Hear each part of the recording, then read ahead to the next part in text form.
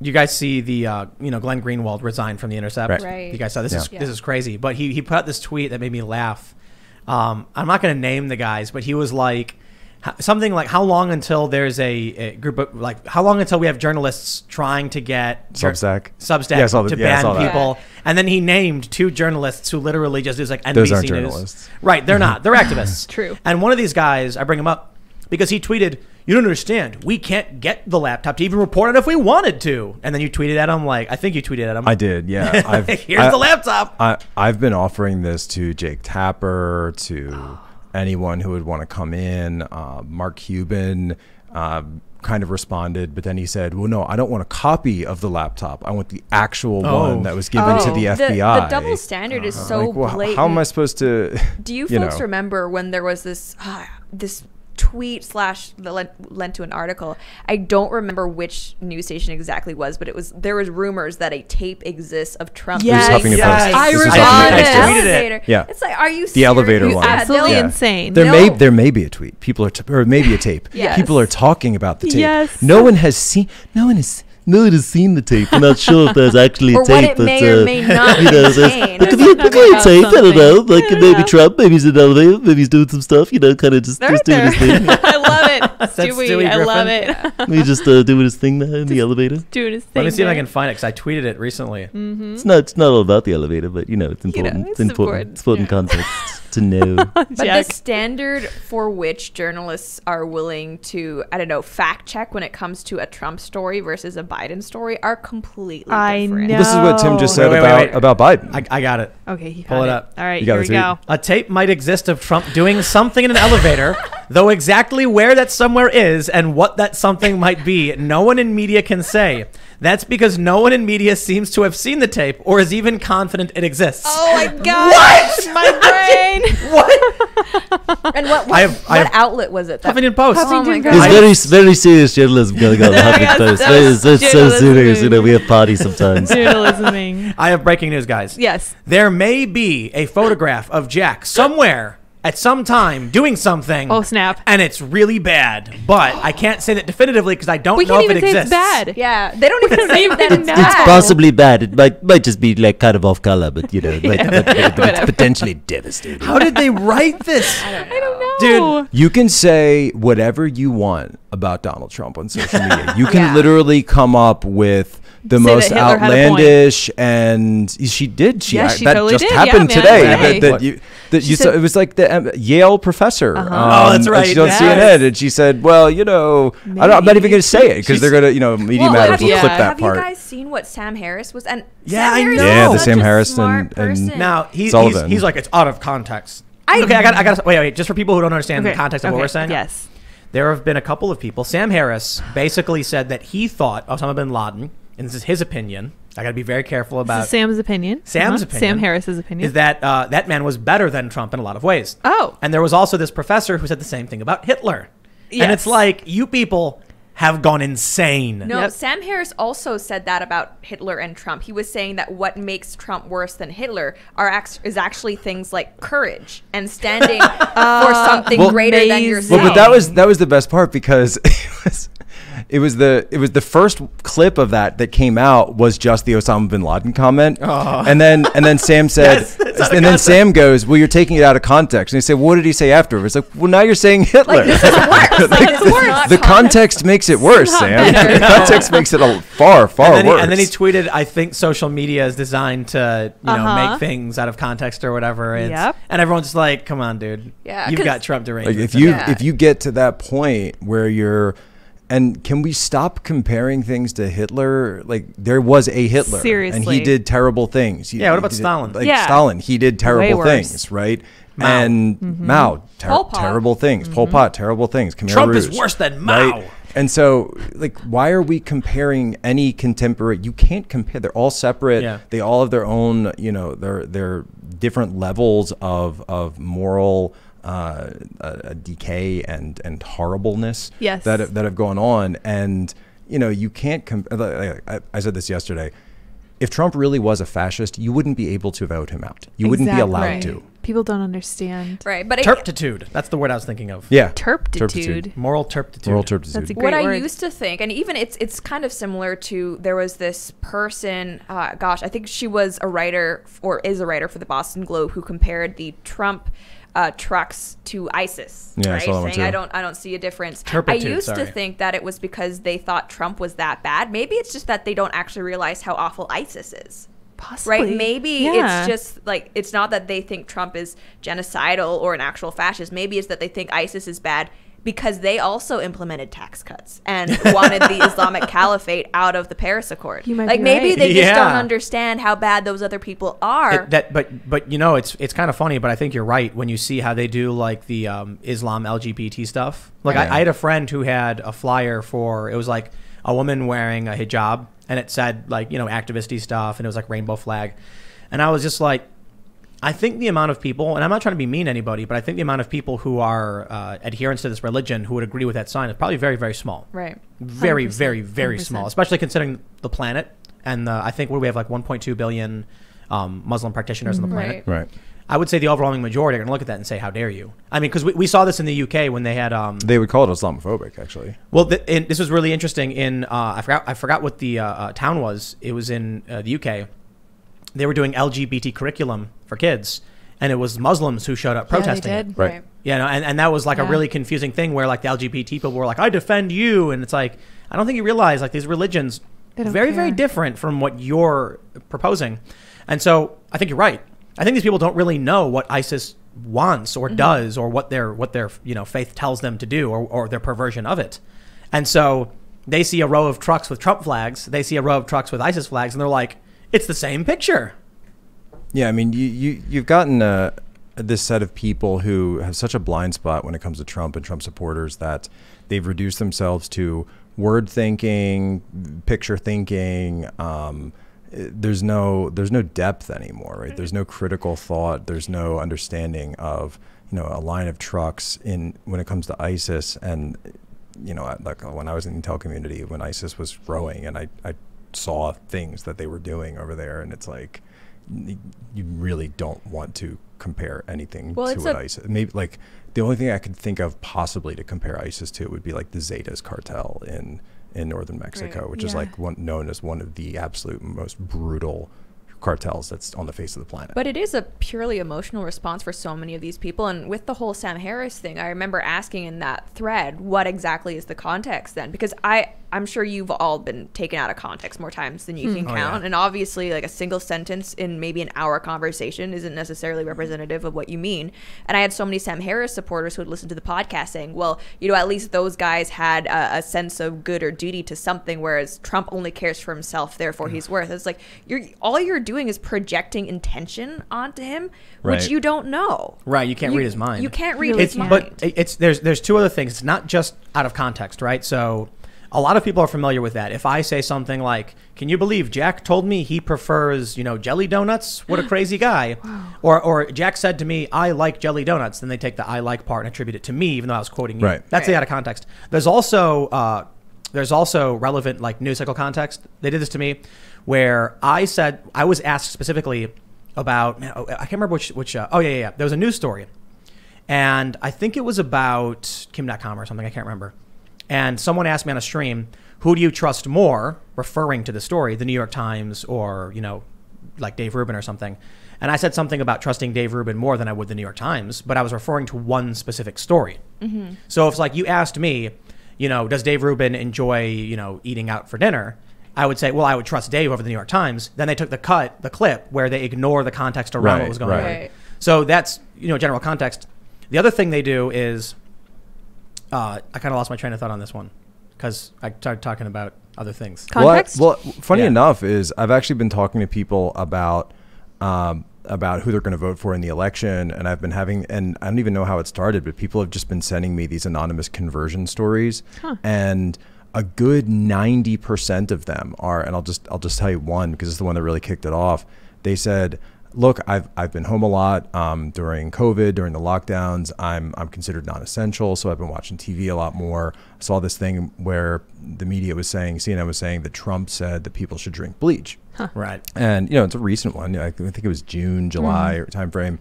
And she said, well, I thought, wow, that's crazy. I want to watch that clip so I can laugh at it or something, right? So she pulls up the clip and then goes to the actual press conference where he's talking about that and said, well, wait a minute. No, that's not what he said at all. That he was clearly talking about the specific treatment. And then this is the amazing part. Then the light bulb went off for her and she said, maybe it's for all of wait, these Yeah. things. have they been lying to me about other things as well? And now she's like a full bore walk away Trump supporter her. in So neat. 4 months. I remember what I was going to say. And now I'm losing it again. Oh, no. There's a lot of instances where you'll say something the left doesn't know about. And then they'll take a clip of you saying it, post it all over, and all these leftists will be like, I can't believe that something so crazy because they didn't know that thing They was don't true. know. I can Right. give you an example of that. Yeah. This guy Miles Taylor, who's like this new like never Trumper, Anonymous? he was anonymous, Yeah. but and he was like this junior guy. He said Donald Trump actually suggested that we put illegal migrants in Guantanamo Bay. How crazy is it that he said that? Well, if you actually understood anything about the context of why Guantanamo Bay was built and the actual like tent city that was there, the original tent city at Guantanamo Bay was built during the Clinton administration because there was an influx of migrants from Haiti and Cuba that were coming to the United States, and we had wet foot, dry foot, which was the U.S. policy at the time under Clinton. Elian Gonzalez, of course, was a huge factor at that time, and they said we need a place to process them in the region. Hey, why don't we use this Navy base that we have at Guantanamo? And then because some of the migrants that came in, it was later discovered they had criminal backgrounds or they had problems with them, so they had to build a more secure facility because they didn't want these guys just going around the rest of the tent city. And that's where Camp X-Ray comes from. And so Trump saying, oh, I want to put migrants at Guantanamo. Oh, it sounds terrible. It sounds horrible if you don't know the actual historical context of Guantanamo Bay. Yeah. I've had people say, because I got really angry and I said something like, if Joe Biden wins, they're going to be coming to your house, they're going to change definitions, all of these things. And then all these leftists start sharing it, not realizing I was specifically referring to things that had already happened. And I'm like, I wasn't predicting the future. I was saying, this is what is happening. Yeah. They're going to people's homes. Yeah. The point I was making was that Trump is stopping these, or at least trying to. So it happens all the time. Like the coyote thing. Remember that? Yeah. Yes, I love that. That was one of the best moments on Twitter ever. These people Indeed, deserve yeah. awards. But and what was Amazing. so frustrating about that is all of the people who are saying coyotes, what's he talking about? Animals bring over. You can just bet your bottom dollar that these are also people who consider themselves hardcore immigration activists. Yep. Which is so maddening because it clearly demonstrates that they've done absolutely zero research into this actual topic. They don't I'm so actually well care. read. I read the New York Times cover to cover every day.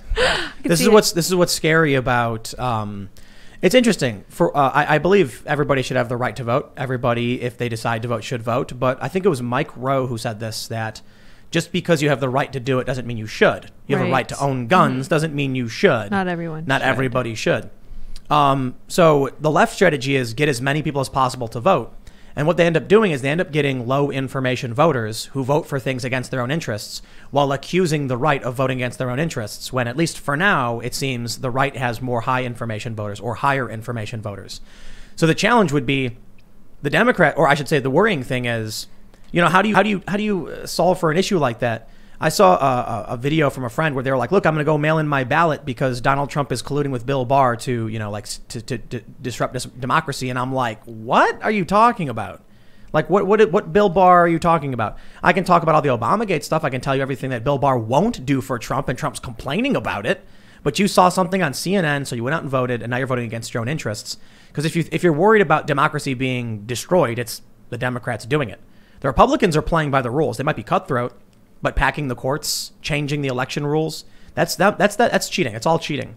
So if we're going to lose democracy, it's coming from them. But I guess the point I'm making is, what do you do in a society where you have the manipulation of low information people to vote? Service guarantee citizenship. I know. Yes, Starship Exactly. Troopers. last time. Yeah, man. No, but it is concerning, and I have so many libertarian friends who are very, I guess, like laissez-faire. And this actually also applies to people on the left as well when it comes to things like voting and democracy. Just like, yeah, we'll do whatever. And I don't think people understand that, you know, what the will of the majority is not necessarily something that's good. And what really boggles my mind is that so many leftists now talk about how the Electoral College is undemocratic, as if it's like this flaw that the founding fathers didn't know about. It's like, no, this is explicitly by design. They did not want mob rule. And I find it very strange in the past 4 years, and I think this is because Hillary Clinton won the popular vote, how there's this focus in the left with talking specifically about democracy. They're not talking about liberty. They're talking very explicitly, specifically about democracy. And I think it is because they're trying to change the paradigm and the purpose of government to not just be to protect and safeguard rights and individual liberties, but to, you know, carte blanche, whatever it may be, represent the will of the people for better or worse. I'll go one further in a sense, but not so much on voting rights, but actually something that like nobody talks about it in these terms. I don't know why. And we mentioned it earlier, but the idea that, so going back to the founding fathers of the United States, they gave us an election day. It was a day. Yes. You hold the election, there's a certain period of hours, the election ends. It is one day. It is not this, and you know, coming from the state of Pennsylvania, we've never had early voting the way we have it now. The way they're adding in all these new rules and all these changes. And look, I get that we're in a pandemic, everything else, but they gave us an election day for a reason, because and you can go in and find the debates about this, where they were saying that, you know, the more you open the aperture, the more problems you run into, the more issues you run into, the more questions about, you know, who, like we've had elections during pandemics before in this country. We had a revolution during a pandemic, actually. We've gone through, you know, the Spanish flu. We still had an election during those time frames. And so it's this idea that you can keep widening the aperture for, you know, as they said before, all ballots have to be counted, all ballots, but then you're changing the definition of what that means. You're changing the value of what that means, because you're sending them to all people rather than people who have decided on their own, as you just said, that maybe some people don't intend to vote, right? Are they still getting a ballot? Why are they getting a ballot? What are they doing with that ballot, right? And you can go through the permutations, like I know people who don't want to vote who have said, I'm not voting. Did they get a ballot? Yes, of course. And see, yeah. So what is that? What happens to that ballot? And then what if X amount of those people?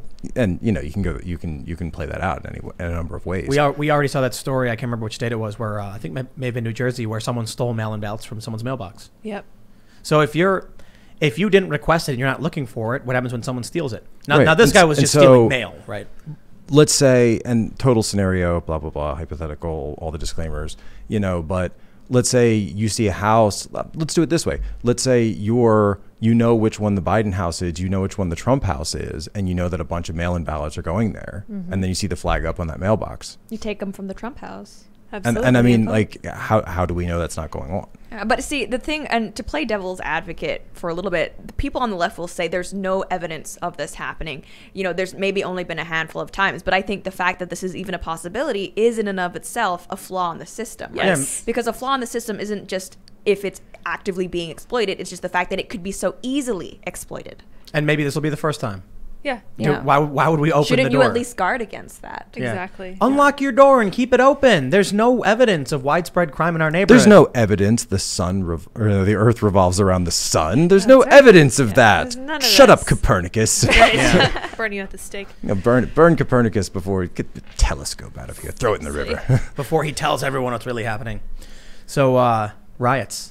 Oh, yeah. What do you think is going to happen? So, like Liam, who's also my fiance and produces our show, we are kind of at odds right now because I want to go and I want to get some juicy footage. No. See, that's Lauren, exactly what yeah. he said, at least from a distance. See, there's definitely going to be protests, and I think I'm okay to go and film protests. I think there absolutely will be riots, though, and it's funny because I've seen so many people on social media saying that, oh, you Trump supporters aren't going to take the loss well, as if any of these store owners are boarding up their stores or, you know, their homes or anything like that against Trump supporters. But not only that, are they going to vote for the Democrats?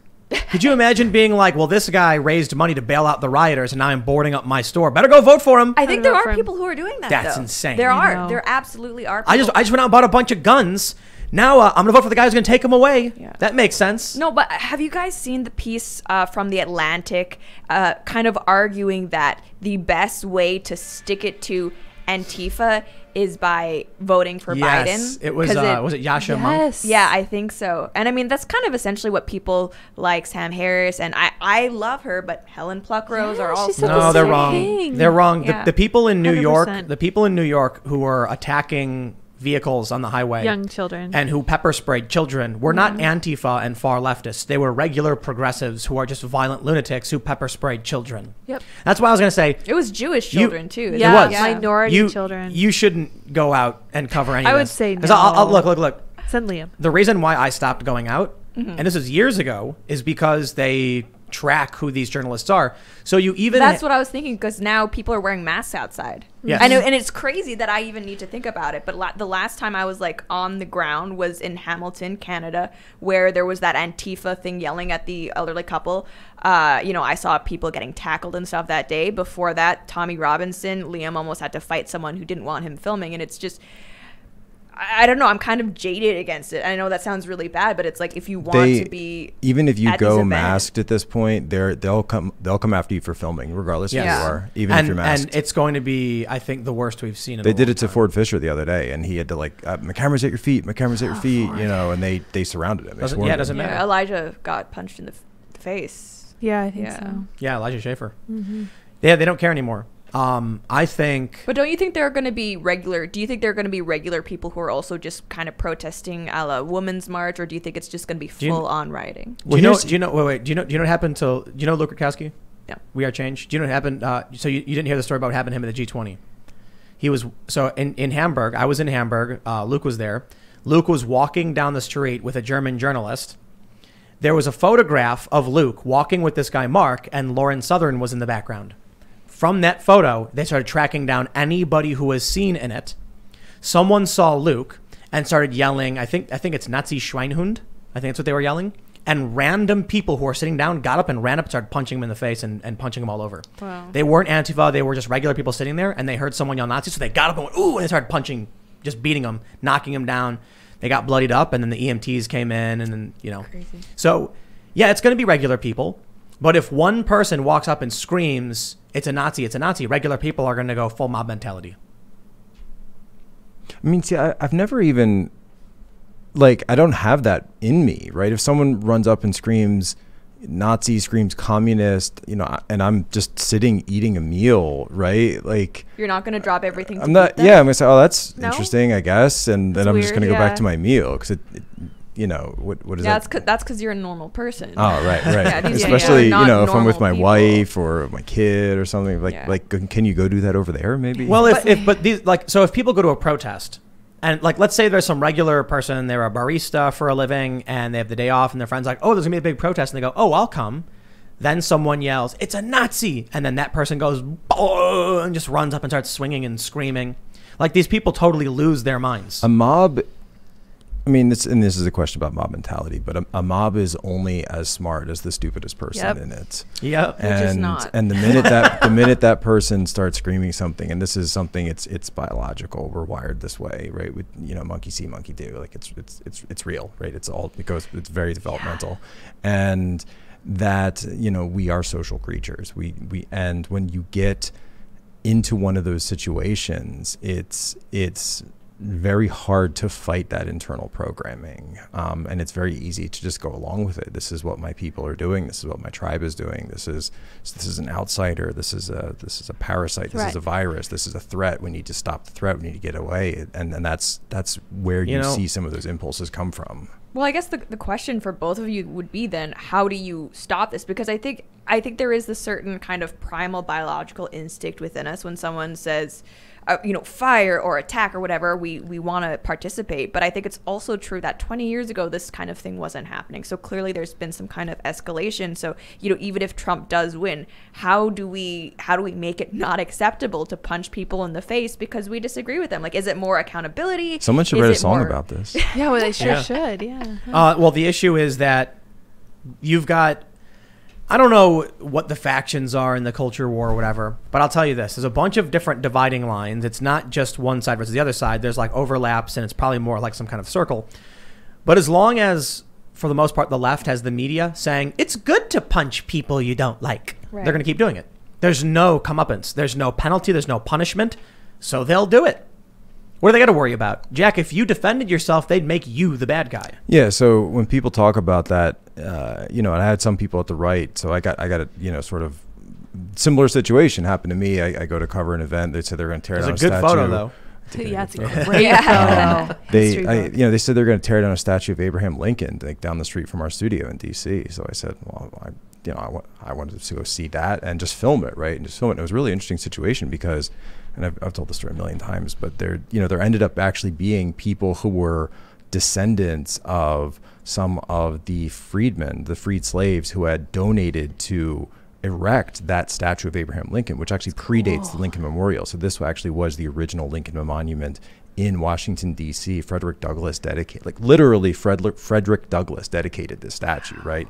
And so you could tell that even though the protesters were like an SJW lefty kind of crowd, that they were kind of not really on board with taking it down. They're like, there's like it just didn't work. Something, that's cognitive dissonance, right? Yeah. They could tell that, wait, why are we taking down a statue of Abraham Lincoln who freed, like this doesn't seem right.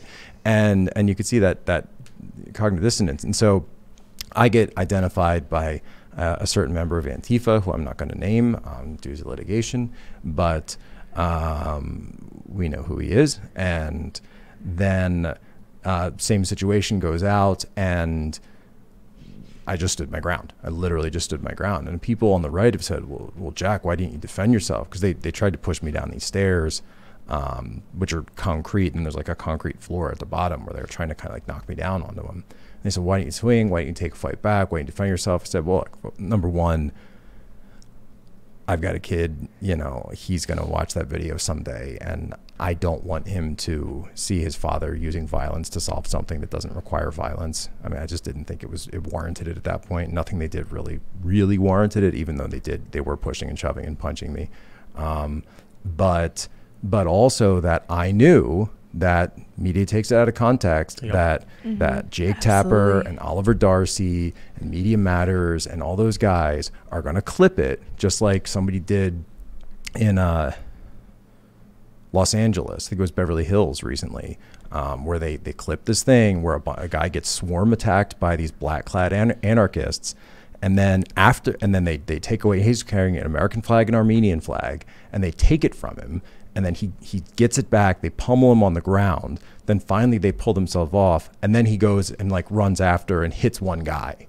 So Antifa clips the video where he just runs up and hits the one guy. Perfect. And then they accuse me, because I shared the full video. And then they accused me of sharing they called it a strategical edited video. And I said, wait a minute, no.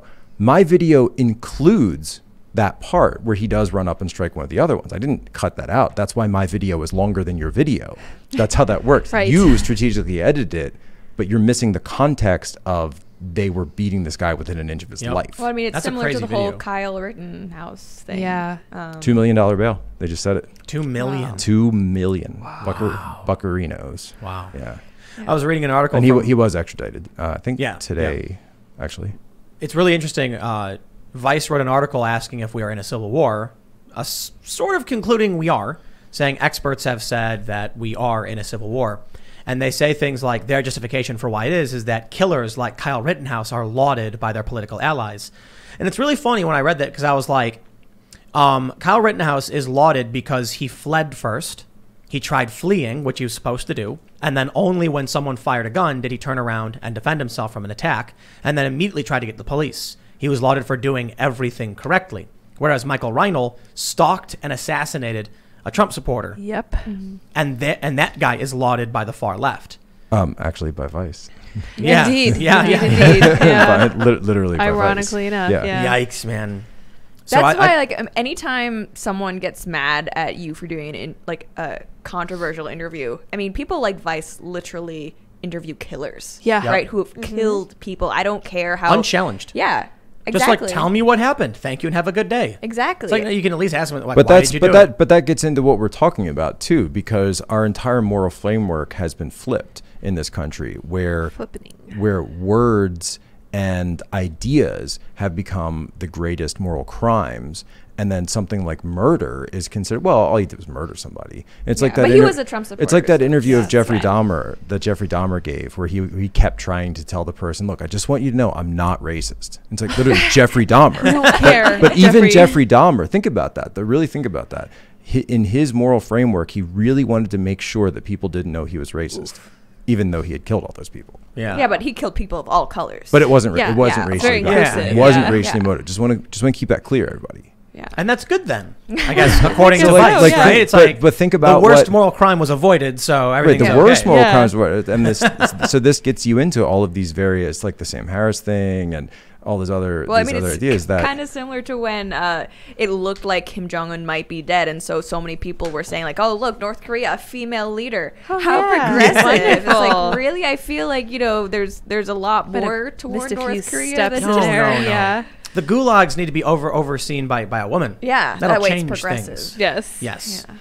Thanks for checking out this clip from the Timcast IRL podcast. We do the show live Monday through Friday at 8 p.m. So come back to check us out when we go live.